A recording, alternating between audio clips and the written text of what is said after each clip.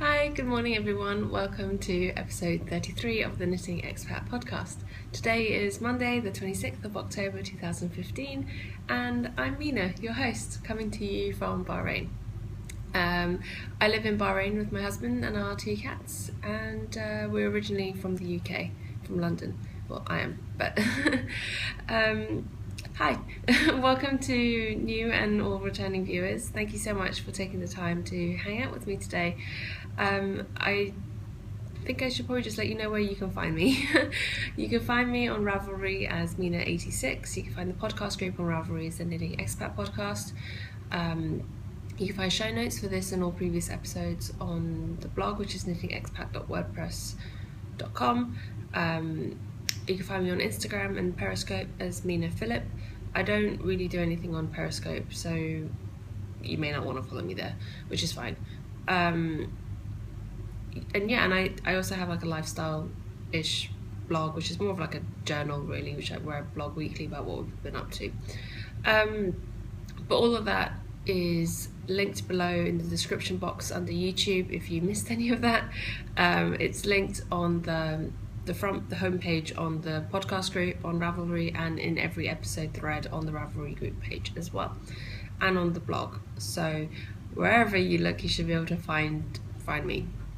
And I also sell project bags on Etsy under Mina Makes is the Etsy shop name, so you can find those there. I have at the moment there are a few Christmas bags in the shop, so if you're interested in those, then you can go check that out. I also wanted to start by saying thank you so much to everyone who answered my question from last week about knitting goals and just setting goals in general and what your thoughts are about that. It was interesting to read people's comments about it, and it's definitely given me some things to think about for next week, so thank you so much. Right, podcasts that I've been enjoying this week, and actually these two podcasts aren't new to me podcasts. They're podcasts I've been watching for a while. One of them is newer than the other, but the first one is Stitching Between Pages with Robin, and she's currently in Chicago, I believe. She's studying medieval history. I think so. She's doing her master's, or she's doing some further degree in medieval history of some kind, which sounds really interesting. I started watching Robin a few weeks ago now, and I watched a bunch of her back episodes as well. Not all of them, but a good portion of them. And she's really interesting to listen to. She's always, when she talks about what she's studying and her other passion in life other than knitting and crochet, it's really interesting, and she speaks about it in such a clear way that it's just really endearing to listen to. So and also she mentioned me in her latest episodes. I wanted to say thank you for that too. So thank you, Robin. And the second one I wanted to mention was Fluffy Fibers. Now, I've been watching Isabel, who hosts the Fluffy Fibers podcast, for quite a while now, and I don't think I've ever mentioned her podcast on this podcast. So I wanted to give her a shout out and to let all of you know, if you haven't checked her out, to go check her out. She lives in the south of France, so she's French, but her podcast is in English.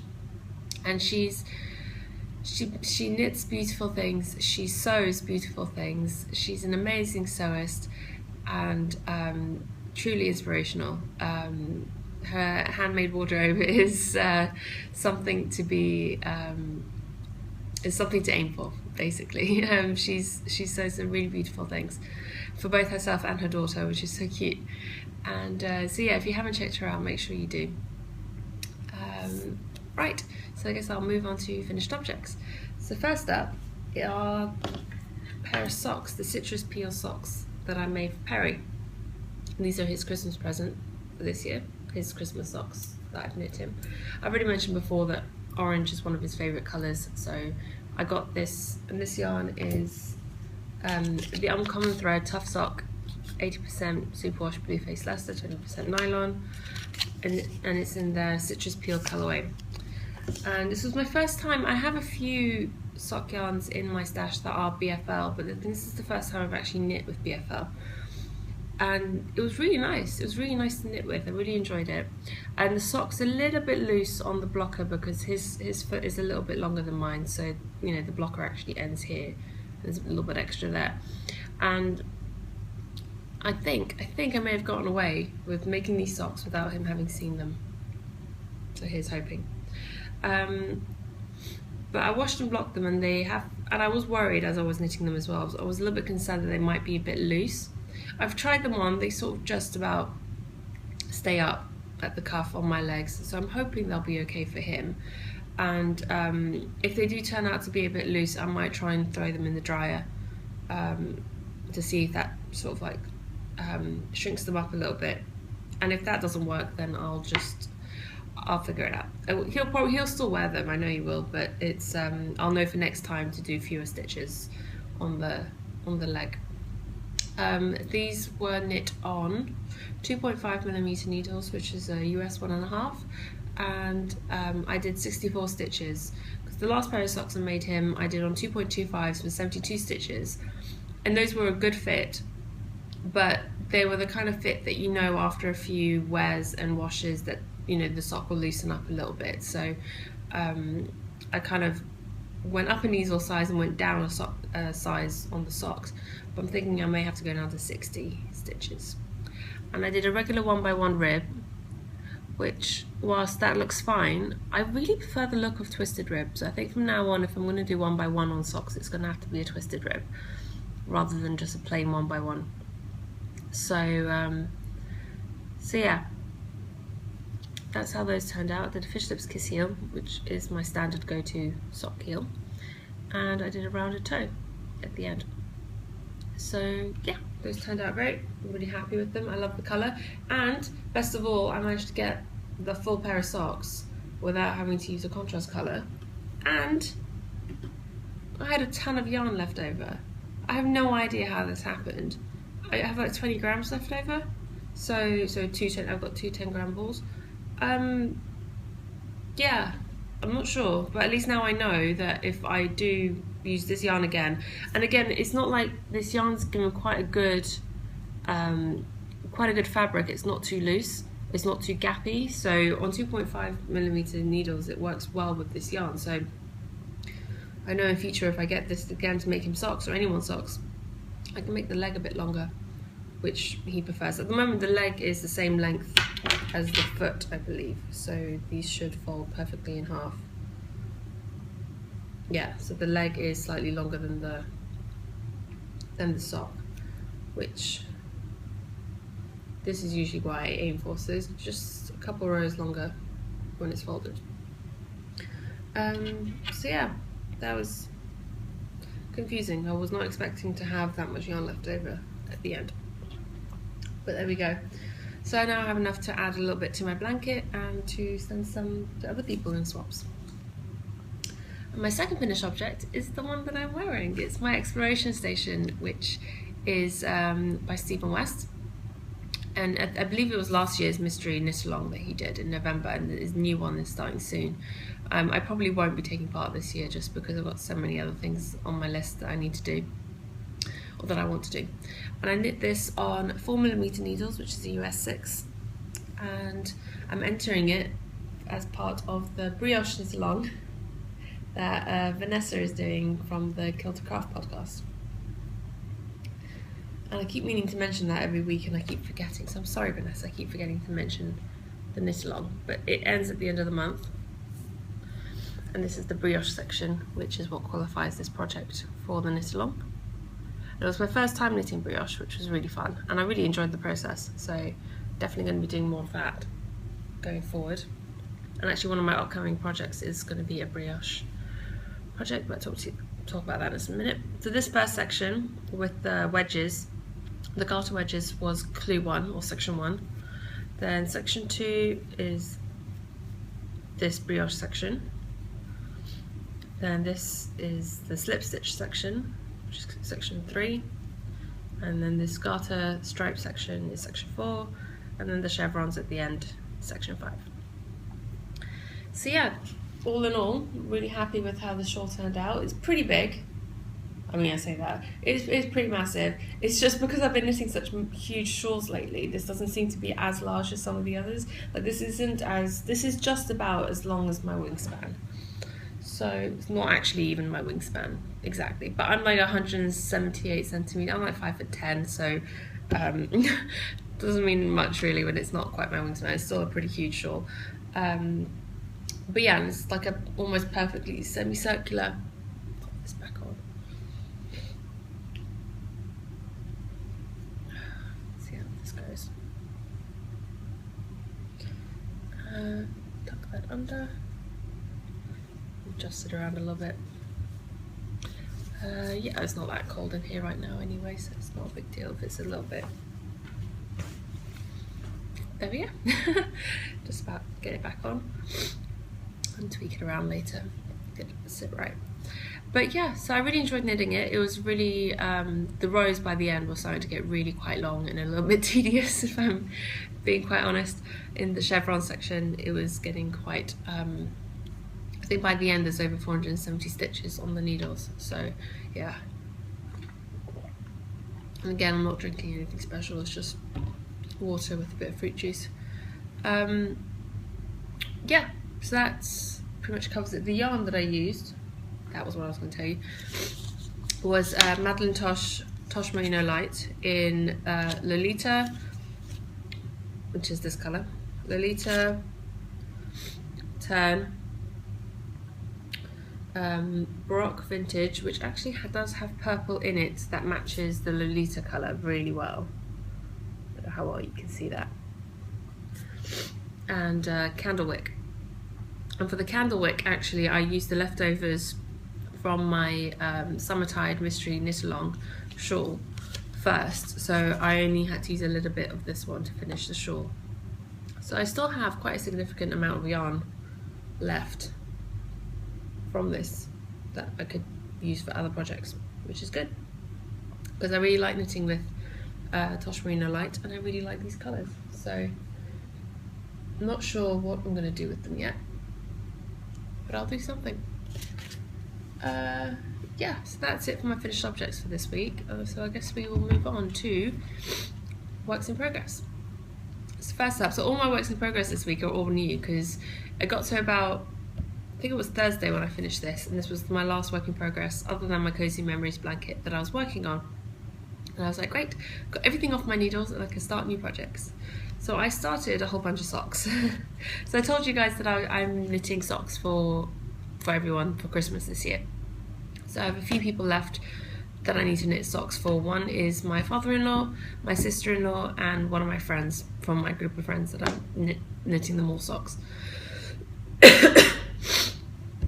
Sorry about that. And then I have 3 other socks that I want to knit for some people, but if those are a little bit late, then it's not the end of the world. I can mail it to them afterwards. So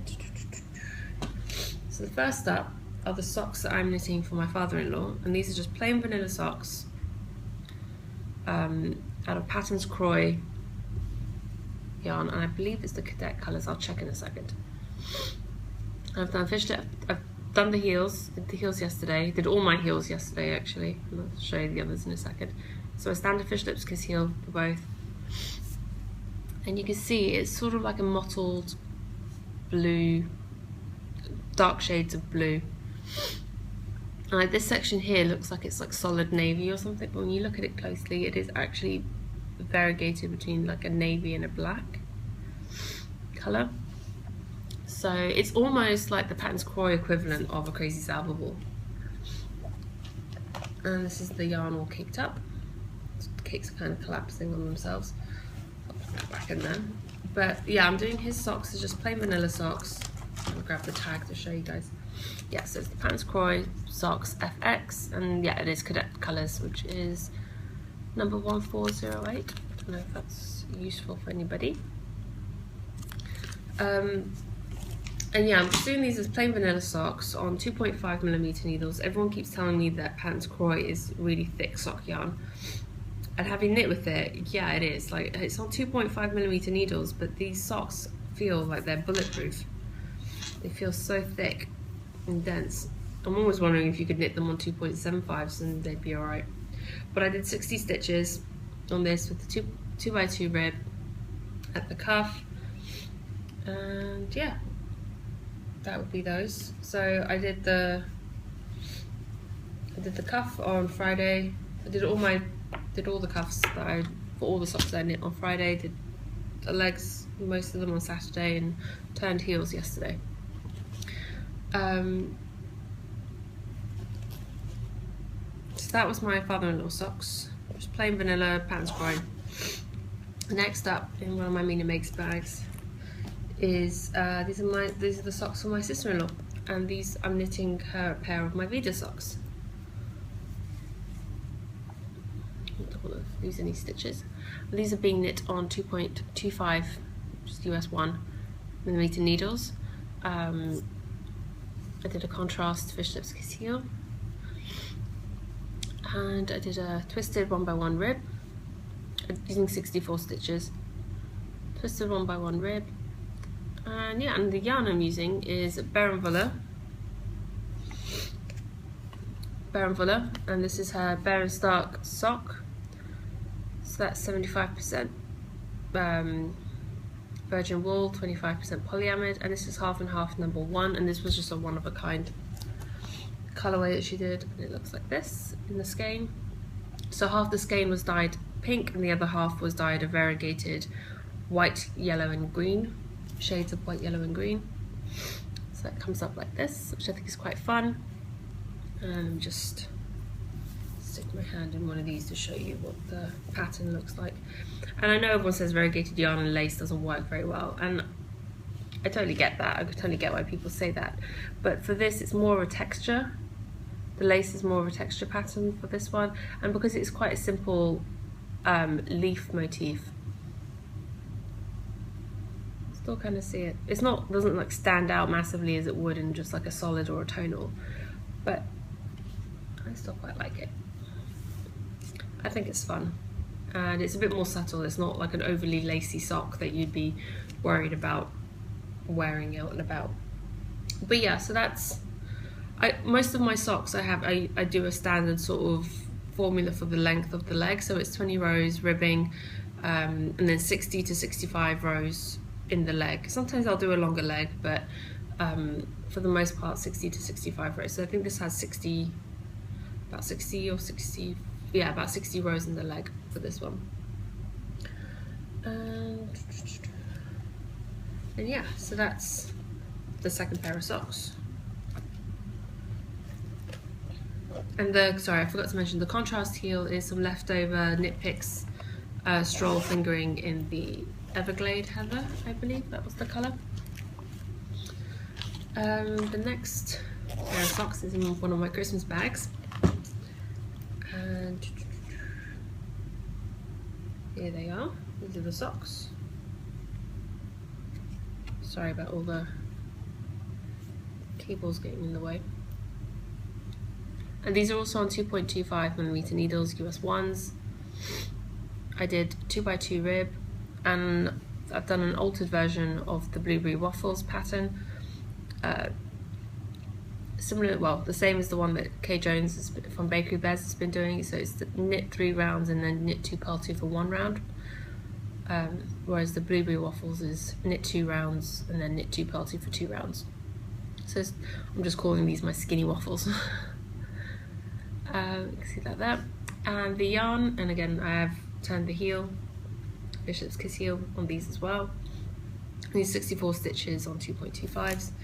The yarn is this, I'm trying to find the tag, is Fortissima colour, and this is colourway number 2410. It's just this lovely blue with hints of green, sort of like purpley maroon colours, and yellowy orange. And you can see it's not quite pooling, but it's almost swirling up the leg, which is quite fun, and I like that effect it's giving. So yeah, so those are the 3 socks currently on my needles. I would like to get one of them off before we leave at the end of the week, preferably my father-in-law socks, because the other 2 are on wooden needles and I know I could take those on the plane without any issues. I could probably take those ones on the plane as well, I just don't want to run the risk of it. My 4th project on my needles, this is probably the most number of whips I've had for a while, is in this beautifully fun project bag that Sarah, who I met up with in New York, made for me. I love the peacocks on this. I think it's just so much fun. And this is actually, if I had to pick a shade of pink that I liked, it would be this one. It's like this sort of bright fuchsia, which I really quite like. And I like it on this bag because it's not the predominant colour. And I got the little teacup zipper pull that Amber gave me. Loads of friends. And the yarn that I'm using for this is some hand spun that Sarah gave me. Sarah, ooh, the cake's falling apart. Wind that up. It's some hand spun that Sarah gave me, and the fibre is from Highland Handmaids, and it's 60% merino, 40% bamboo, and it's roughly a worsted weight. 234 yards, and she's chain plied it, and the colourway is Cosmos, and it was part of the Colour Study Fibre Club, so it's all like shades of purple. And I really love this. It's so beautifully spun and it's so even. There are very few thick and thin spots that I've come across so far, and I've really enjoyed knitting with it.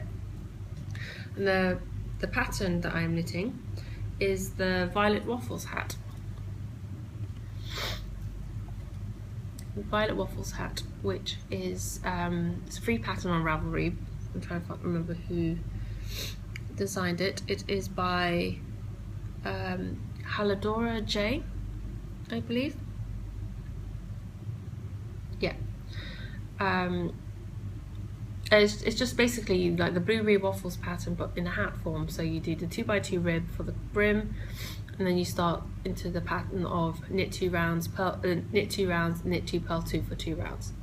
You just keep going, and then there's some crown decreases. And I've got these cute little panda point protectors, which I thought was rather appropriate considering there's bamboo in this yarn. I just found that funny. And these were also given to me by Amber of the Yarn Junkie podcast. And this cute little black kitty stitch marker, which I showed you all last week, which I cannot get over how cute this is. So I've just got that as my beginning of the round marker. Just sent to me by Sam. So sweet. And yeah, I'm hoping to have this. This will be finished in no time. I started this yesterday, and I've already done over half of the body, over half the hat. I mean, so I'm gonna have this done, I hope, in time for the end of the week before we go. The only modification I made with this from the pattern is the pattern is technically written for a DK weight, and I'm using a worsted. So the pattern asks you to cast on 108. I only cast on 100. So I just took off 8 stitches to account for the slightly thicker yarn, and it seems to be coming out to a good size. I didn't swatch or anything, I'm just going for it. And depending on how much yarn I have left at the end, which I think will be quite a sizable amount, judging by the size of this and how much I've already knit, I'd probably do a really giant pom-pom to go on top, because I don't want to waste any of this yarn. So we will see how that turns out. And yeah, and that is the last active thing on my needles, work in progress. I will also show you my Cozy Memories blanket. I did work on that a little bit this week, so it's the last time I showed it to you. My scrappy tote bag, which is appropriate for a scrappy blanket. I just found that funny. Right, look at it, it's all folded up. It's almost blanket-like. And this is where I am at the moment. So these were the last squares I added, and so I added these 6, which were all given to me by Leah of the All You Knit Is Love podcast. And I have the tags for the ones that I've added in, so I can tell you what they are. So this sort of variegated green one here is Malabrigo sock in the Ceta colorway.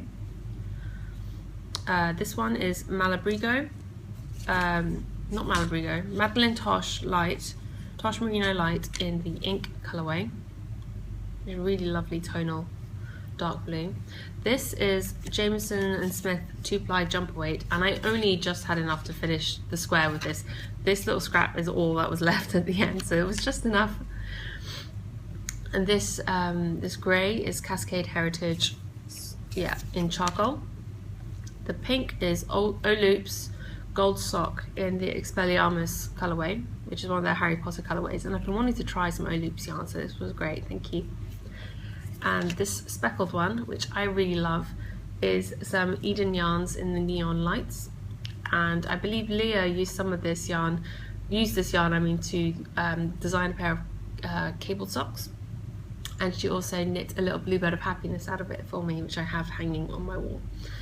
So yeah, and I have one more yarn from Leah to add, and then I'll have a few others to add here to square out this corner, and that's kind of my aim. I would like to get these last 4 squares added in, weave in the ends, and then I'm going to block it just to see how big it is, because it is pretty huge right now, and once I add those 4 in, I'll have 100 squares in my blanket, and I think it's a good point. I think I'll probably go for 400 in my blanket. I think a 400 square blanket would be a decent size. I need to take it upstairs and check it against our bed to see how big it is and how much bigger it would have to be big enough to cover the bed. I'm not sure that's what I would use it for, but I think that's really as big as a blanket ever needs to be. It's big enough to cover a bed. And we have a large king size, so it covers our bed. I don't think you'll ever need a blanket bigger than that. So as for what I've got coming up on my needles, like I said, I need to get those socks done. And then I have a shawl design coming up on my needles next. Another hat is a brioche hat pattern that I've been looking at to work on, which I think may be what I take on the plane with me.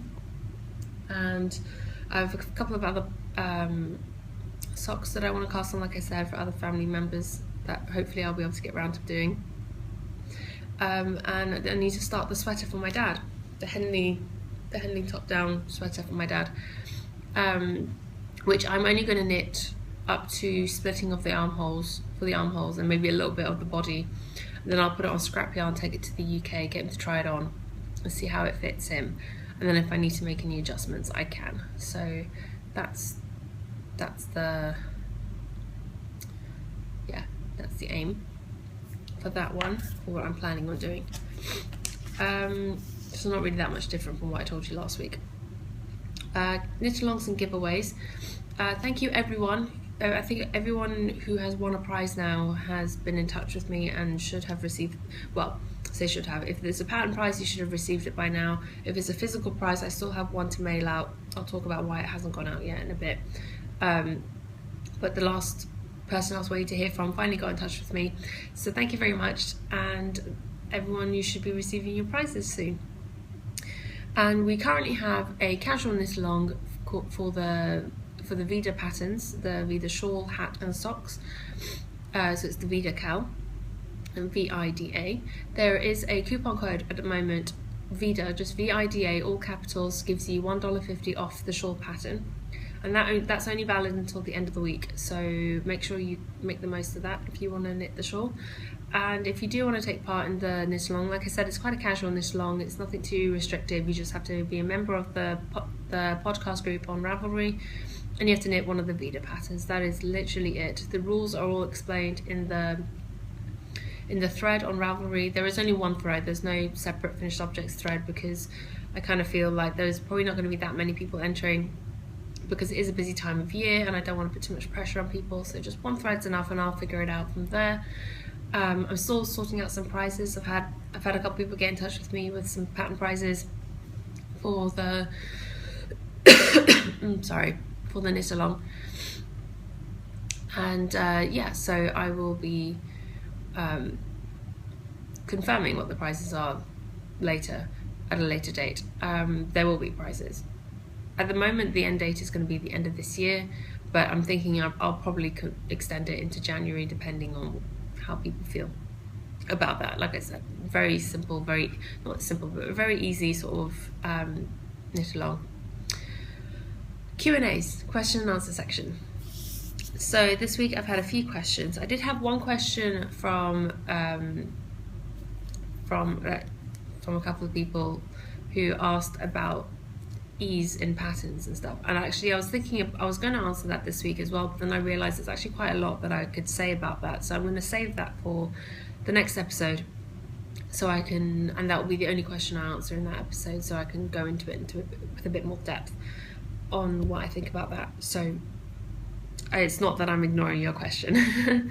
I am coming back to it. So the first question I have to answer is from Mirjam, and she says, I've noticed that you have quite a few shawls. I'm self-confessed shawlaholic and wanted to ask you how you store your shawls. Do you fold them up and keep them on a shelf in your closet or in a drawer, or do you drape them over something and display them? I usually keep mine folded on the shelf, but always have one or two of them draped somewhere in the house, so on display, usually over the staircase handrail or over the back of one of the couches in the living room. Do you like to show off your shawls even when you're not wearing them? Well, my answer to that is I kind of do a bit of both. The closet you see behind me there, all my hand knits, if they're not out and in use, they're in that closet, either on a shelf or in one of these plastic boxes. I do have a couple of hangers that I hang on the door of the closet, like you can see there, and I'll usually have a couple of my hand knits hanging from that. So at the moment I've got my Dewdrops shawl hanging there, and up until this morning my Exploration Station was on the other hanger. Sometimes I'll have one of my cardigans up there or another shawl. So that's, at the moment, is my only real sort of display option for my shawls, or other hand knits.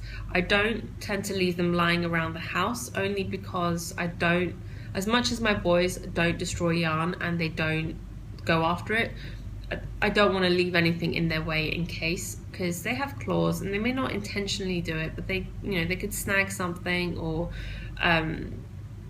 I don't know, something could happen, and it's just safer and less stressful for me if it's just not lying around where they can get to it. So I think that's what I do at the moment. What I would like to do, and I'm going to move the camera a little bit, so I hope you guys don't get motion sickness or anything. Over there, above the daybed, I have a massive empty wall. Excuse the mess. Which I would like to come up. I have a couple of ideas of what I would like to do, but I want to put up a thing where I can then drape shawls from it and have a little display wall of my hand knits. I haven't fully figured out how I'm going to do that yet, and I'll need Perry's help with it because he has the tools, and whilst I can use them, I'm also not all that great with tools. I mean, I can do it, but it's just quicker if he does it, and it'll be something we can do together, so that'd be fun. So yeah, I'm thinking of coming up with some sort of system to be able to display things on that wall there, and then I'll be able to have more of my shawls out and on display, which is kind of really what I want to do. So I'll keep you updated once I figure out what I'm going to do with that. And the next question is from Jennifer, and she says, when I'm busy, which is every day these days, and I can totally appreciate that, I forget to eat a regular meal until supper sometimes, so I tend to grab a snack instead, especially while watching TV at night or a podcast during the day. I like a mozzarella/cheddar cheese stick, or dried fruit and nut seed mix, pretzels, homemade popcorn, or a yogurt. What kind of snacks do you enjoy? Nutella or on graham crackers is amazing, by the way. It does sound amazing, doesn't it? Snacks, things that I eat during the day. I'm really terrible with breakfast, unless it's the weekend and we're having a nice big breakfast type thing. I'm really terrible at eating in the mornings because I don't usually feel hungry when I first wake up, or if I do, it's just a little something. So I try and have some fruit or a banana in the morning when I wake up to kind of just get me going. Or sometimes I'll treat myself and have a coffee. I don't have coffee very often. I say I don't have it very often. I don't have it every single day of the week. So sometimes if I have to go out in the morning, I'll treat myself and get a coffee. So, and that usually tides me over. A coffee will usually tide me over until lunchtime. But like I said, I do try and eat something as well, not just the coffee.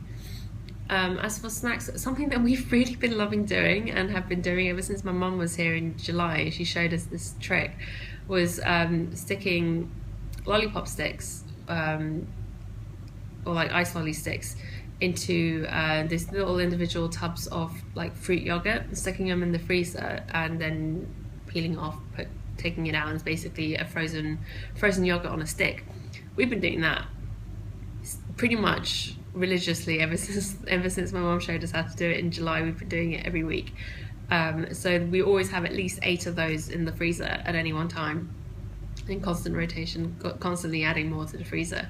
Pretty much every time I go to the supermarket, I pick up more of those little individual tubs of yogurt to fill the freezer. So that's something that we really enjoy, especially because the weather's still quite hot. It's quite nice and refreshing to have something cold every now and again. And it's also quite healthy if you go for the low-fat yogurt version.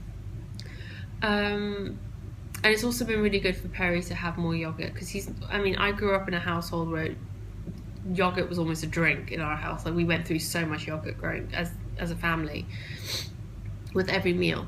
It used to make me laugh that on the back of a yogurt tub it would say consume within 3 days. I was just like, a tub of yogurt doesn't even last that long in our house.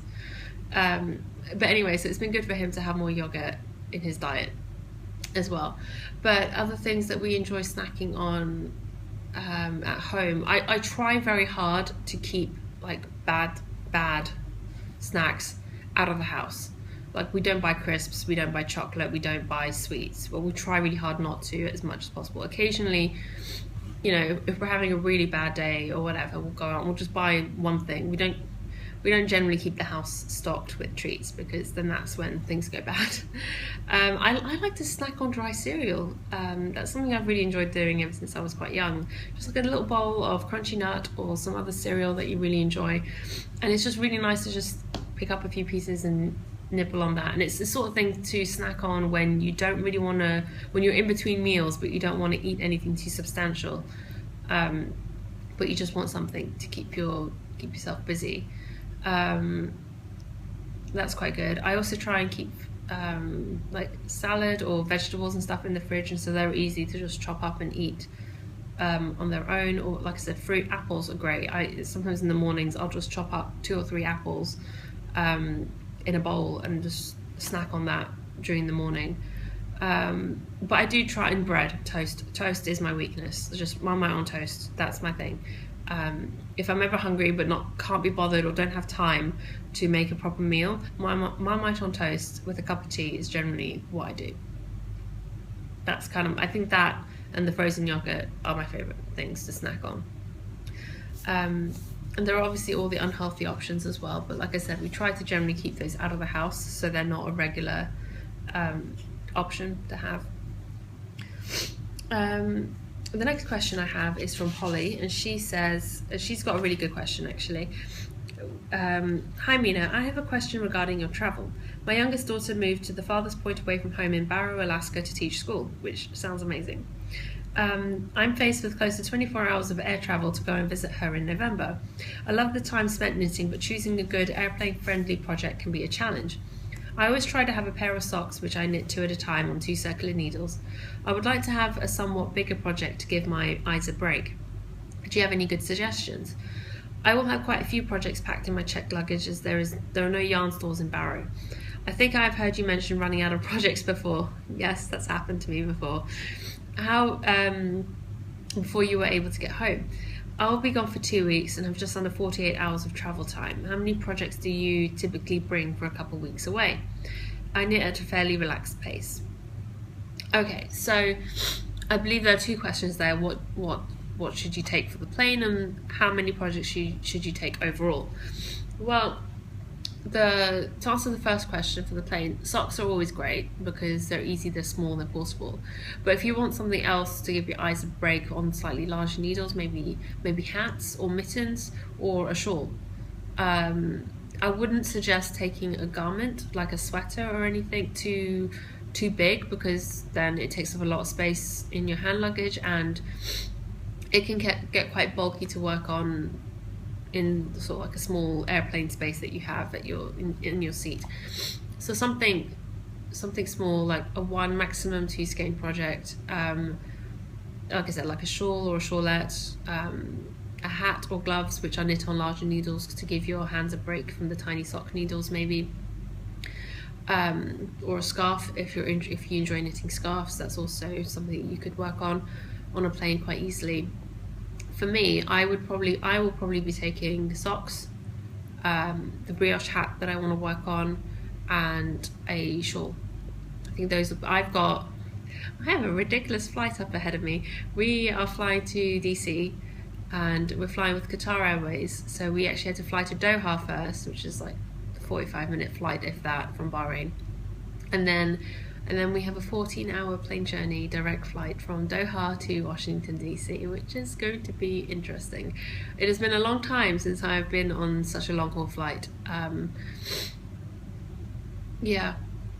It's been over a year since I've been on a 14-hour flight. So plenty of knitting to keep me occupied, I think.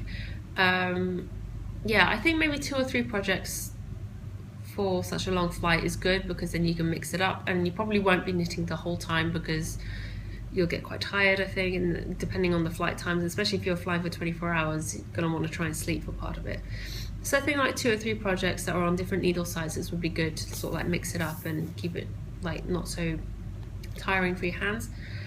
As for how many projects to take with you, well, you say you knit at a fairly relaxed pace. Like for me, and also it depends on how much knitting time you're going to have. I imagine being in Alaska in November, there's not really going to be that much to do, I assume. I don't really know. I've never been. But I think you really need to judge how many projects you take based on how much time you have to knit whilst you're there for 2 weeks. Generally for like 2 weeks away, I would probably take, for me, but I am generally quite a fast knitter, so maybe take what I say with a pinch of salt, because I know not a lot of people go through knitting socks as quickly as I do. For example, I've knit I've got 3 pairs of socks at the moment on the needles that I started on Friday. Today is Monday and they're all over halfway done. So really don't judge. It's really hard for me to advise how many projects to take when I knit at quite a faster pace than most people do. For me personally, I think for 2 weeks away, I'd probably take 4 sock projects, a couple of shawls, and depending on how much traveling around I was doing, maybe even a garment or a couple of other projects. And as you said, if you're going somewhere without any yarn stores, just take a few extra skeins of yarn for extra projects that, maybe use the same needles that you already have, so you don't have to take too many needles. I kind of always feel like, yarn doesn't weigh that much. So if you take a couple of extra skeins that you don't end up using, it's not the end of the world. I think for our trip going to DC, I'll have probably 3 projects on the plane, but I'll probably take another 2 or 3 projects worth with me in my checked luggage, only because I know for the first few days when we're in DC, I probably won't have much knitting time because our itinerary is pretty packed. Then I'm going up to Boston for 2-3 days where I'm staying with family, and again, because I don't know what my schedule is going to be like when I'm up there, I imagine I may be out of the house during the days, going into the city while people are at work, so I may not be at home all day, so a bit of flexibility there. And then I'll have a couple of days in New York before we come home where I may have a bit more knitting time, but also I know whilst I'm in the States I will probably be buying yarn somewhere, so I'm not likely to run out of anything to knit. So I'm not sure how many projects I would probably, for me, I'd probably take 10 projects for 2 weeks just to be safe. Not like I'm planning on, not like I think I'd ever actually go through that many, but I feel like having a little bit extra is never too bad. I mean, the time that I ran out of projects to knit, I went to Dubai for 2 weeks. I took 7 projects and I ran out of stuff to knit about a day before I came back.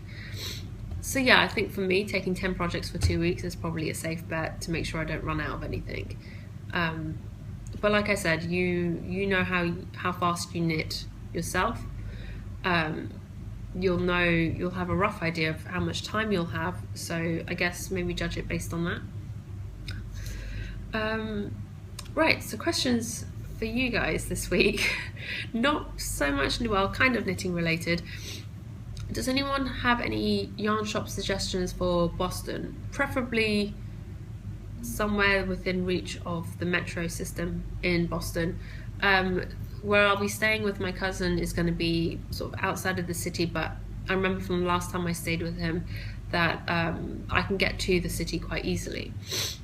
So anything that is easily accessible by public transport in the city of Boston Any suggestions for yarn shops or places to go, or any places to go in general in Boston would be interesting to hear.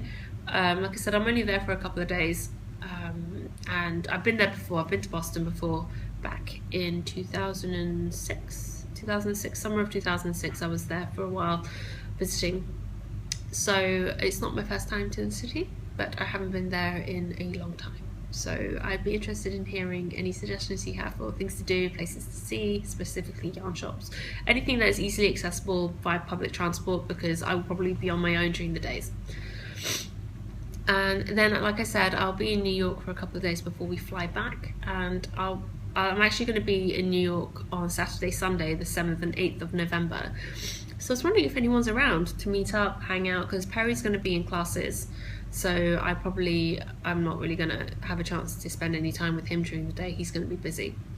So I'll have plenty of free time to catch up with anyone if anyone's around and wants to meet up. So just if you are interested, just send me a private message on Ravelry, or just get in touch and we can set something up.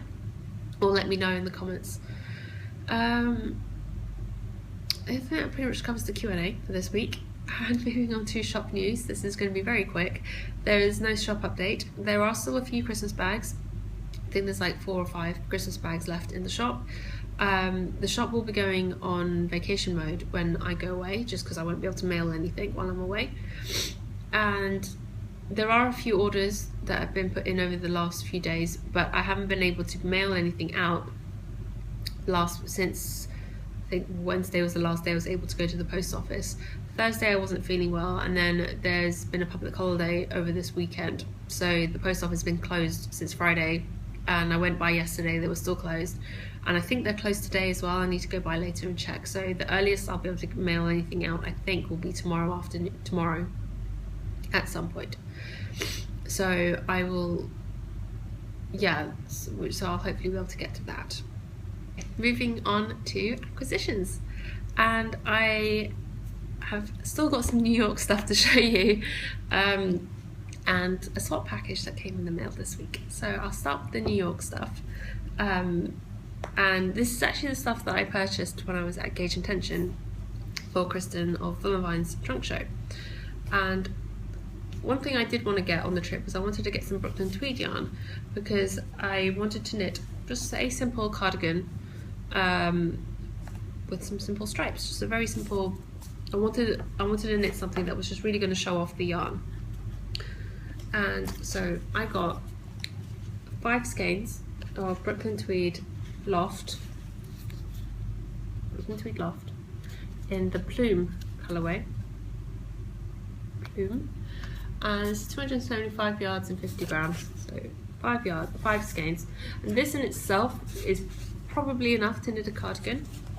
But because I usually like my cardigans to be a little bit longer, I also got a skein each of Loft in Blanket Fort and Snowbound to use as stripes, to stripe with this in a cardigan. So the main colour will be this, and then I'll do sort of alternating thin stripes with these 2 skeins. And the yardage that I have in these 7 skeins is more than enough for a sweater of some kind. So I think that will be quite fun, and I'm looking forward to figuring out a pattern for that soon. And the other 2 things that I picked up there was this beautiful skein of Lemonade Shop yarn in the Stormy Day colourway. I'm not sure what this is going to be. I'm kind of thinking this may have to be a sockhead hat, just because it's almost too much fun to go on your feet, and I just think that would be quite fun. Although obviously it's not going to be a big splotch like that on the head, but thinking this might be a sockhead hat, and this might also be one of the things I take with me on our trip, because it'd be a fun, easy thing to knit whilst we're going around. And if I didn't do it too slouchy, I might have enough left over to make a pair of Rose City rollers out of it as well. There's a thought, some contrast heels. So this is 400 yards in 100 grams. It's 80/20 superwash merino and nylon. Wash in cool water and lay flat to dry. This is fun. I'm really looking forward to knitting with some of this. And the last thing I picked up was this beautiful skein of Spun Right Round And this is their Snappy Socks, which is 75% superwash Corridel, 25% nylon, and this is the Walker's colourway. A bit of a Walking Dead reference there. But how beautiful are these colours? It was really funny because we were at Gauge and Tension, and actually I think it was Sarah went over to these yarns, the Spun Right Round little cubby first, and she was holding this, and I picked up a different skein thinking, okay, well, if Sarah's getting that one, it's fine. Like, I really like the colours because, you know, purple and green are just are my colours, and well, I was like, it's fine, if she's picked it up, it's fine, I'll find something else. And I did. I picked up a different skein which was more blues and very sort of like different for what I would normally go for. And then Sarah put this down, so I went back and picked this up, and I was holding both of them going, which one do I get? Because by that point I was like, okay, I really can't justify buying more than one of them. So I was going to go for the blue one. I thought, okay, I'll push my, push out of my comfort zone, get something a little bit different. It's still really beautiful, it's just as beautiful, but this is more my colour palette. And I was sort of asking around, I was asking everyone there, and everyone was just like, go for this one, what are you doing? I'm like, okay, if you're all telling me to buy this one, I'm not going to argue with you. So, and I'm really happy I did buy this one, because I'm really looking forward to knitting up a pair of socks out of this. At least I think it's going to be a pair of socks, I haven't really decided. It's 434 yards in this skein, I'm not sure if I mentioned that. But yeah, and this is my first sock yarn made out of Corridel. That should be interesting. It's supposed to be a really good hard wearing yarn apparently. So yeah. The next thing I got in the mail this week was from Himiko. And Himiko is someone I follow on Instagram. We've been chatting back and forth. She's test knit for me, and we decided to do a swap. So I sent her a project bag and some yarn and some other little goodies, and she did the same. And oh my god, she sent me the most beautiful package. It was so beautifully put together. And her card is just so pretty. I love this. It's like a little Polaroid of flowers. It's just so cute. I'm just going to say, her handwriting is amazingly neat. It is so neat. It is ridiculous. I feel sorry for anyone who has to read my handwriting. I do try really hard for it not to be messy when I write my notes to people, but I have terrible handwriting. So I apologise. She sent me some really beautiful looking teas, and like always, when people send me something that smells, customs open the box or the bag or whatever it is, the package. And so this was the only thing in the package that had been opened before it got to me. So I know it was the tea that they were worried about. It's always the tea. She sent me some sweets, and I'd asked her not to send me chocolates, and I've started telling people who are planning on sending me packages, and I'll say it on here, if you do ever send me anything, if we ever do a swap or whatever, don't send me chocolates, because they always turn up melted, and you know, worst case scenario, if it gets out of the packaging, it could ruin everything else in the package. So Himiko lives in Belgium with some of the most amazing chocolates ever in the world, and I had to tell her not to send me any chocolate, so I was quite sad by that. But she did send me some sweets to try, which I haven't opened yet, but I am sure Perry and I will be tucking into these later this evening. She sent me some really sweet ribbons, and I like these ones, the handmade little labels. So these will be fun to use and come up with ways to use those. She sent me some fun washi tape. I always love getting washi tape. I use them for my packaging and stuff, so those are always really handy to have. And she sent me some fun minis. Let me just check her cards. She said what they are in here. So she's not sure what the yellow one is. She can't remember. Where is it? The pink speckled one is by the Wool Barn. So that's this one there. The grey tonal is a Matoche sock. The green one is a Hedgehog Fibres, and the multicoloured one, this one is an Arnie and Carlos from their second design line. So that's really fun. I'm looking forward to adding those to my blanket. So thank you for those, Himiko. Then the skein of yarn that she sent me was just literally, as soon as I saw this, I actually squealed because I was so excited. It's a skein of Gregoria Fibers yarn. This is hand dyed with natural dyes as well. She used onion skins to dye this yarn, which is just beautiful. It's 100 grams, 437 yards, 75% superwash wool, 25% nylon, and it is beautiful. I've been wanting to try her yarn for ages now. I've never been able to catch an update, and her stuff sells really quickly, so I'm so excited to try this out. And as soon as I saw this, I immediately went and picked up this skein from Samantha from Lavender Loon Yarn. I think these two would go quite well, and they're both naturally dyed, this one with basil, this one with onion skins. But I kind of think these two deserve to be used together in something. I'm not quite sure, or in complementing patterns or something to be worn together. I'm not sure, but I really like the look of these two together, and they're both so beautiful. So thank you so much, Himiko, for that skein.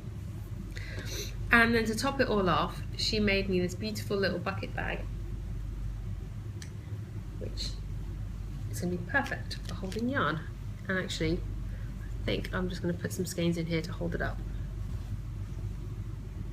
How fun is that? And it's got 7 skeins of Brooklyn tweed in there, and it's so beautifully made. It's nice and squishy. It's got some lovely soft interfacing in there, beautifully boxed bottoms. There we go. So I'm really excited about that, and I think actually this yarn is going to live in this bucket for a while. This little bucket bag, and it's really cute. It's got little handles and everything. So thank you so much, Himiko. That was so sweet of you to agree to do the swap with me and for sending such beautiful things. So I really hope you get your package soon if you haven't received it already. And yeah, that pretty much covers it for acquisitions for this week. And as for this week in review, which is the next section, like I've been saying before, the weather's definitely been getting better. It's definitely cooling down. It is still getting to the low 30s during the day, which I think is like low 90s in Fahrenheit roughly. So still pretty warm, but definitely on the way down. The humidity is definitely dropping off, which is great. And yeah, I mentioned earlier that there was a public holiday on Friday, or this last few days. The public holiday was, it's actually, I think it was on Saturday actually, the actual holiday day. It's Ashura, or it's the 10th day of Muharram. It's a day of mourning, effectively. And it is not so much celebrated, but it is, I'm trying to pick up the right word for it, but it is observed by Muslims. And it is observed differently by Sunni and Shia Muslims. Like, it's slightly different, they have slightly different takes on it. And I never really realised this because, you know, when we lived in Dubai, and the UAE is mostly, they're mostly Sunni Muslims, whereas Bahrain, even though the ruling family are Sunni, the majority of the population are Shia.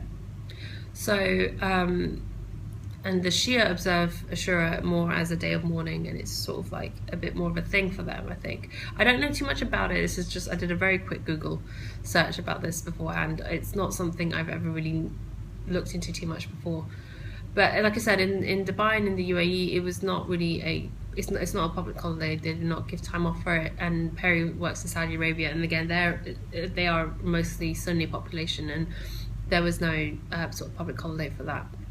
But in Bahrain, it was a public holiday. Shops, most places were closed for a couple of days on Saturday, and the post office is closed. I believe they told me they were going to be closed until today, or that they were also closed today. So they were closed Saturday, Sunday, and today, I think. And yeah, and we were out and about on Saturday, and there were so many shops that were closed that we'd planned on going to. We had some errands to run. But a couple of malls were shut, and a couple of like supermarkets were closed. Like our local supermarket was closed, which we weren't expecting, so we couldn't do our food shopping that day. So it just sort of threw things out of whack, and because we weren't expecting it, it sort of took us by surprise. We weren't able to plan for it. Like if I'd known the supermarket was going to be closed, I'd have done the food shopping a couple of days earlier. So, you know, little things.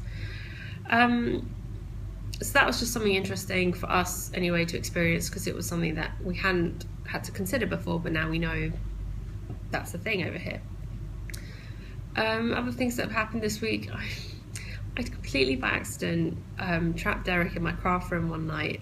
We were on the sofa watching TV or something in the evening, and then I usually leave my craft room door open during the day if I'm home, and only if I go out during the day do I close it, or when we go up to bed at night.